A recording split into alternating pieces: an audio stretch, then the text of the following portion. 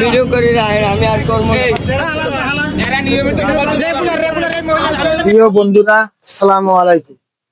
বরিশালের গির্জা মহল্লা ব্যস্ততম এলাকায় এখানে প্রতিনিয়ত মার্কেটিং করতে আসা মহিলাদের ব্যাগ থেকে চুরি হয়ে যায় মূল্যবান মোবাইল, টাকা পয়সা, বিভিন্ন ধরনের জিনিসপত্র।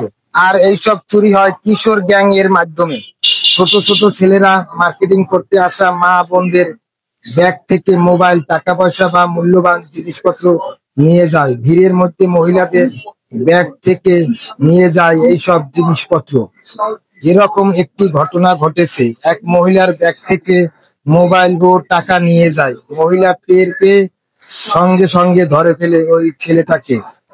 এরপর জনগণ উত্তম মধ্যম দিয়ে ছেড়ে দেয়।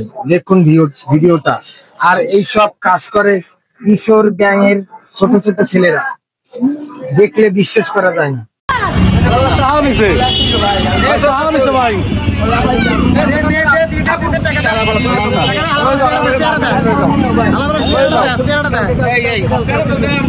ভিডিও করে আমি আর করবো।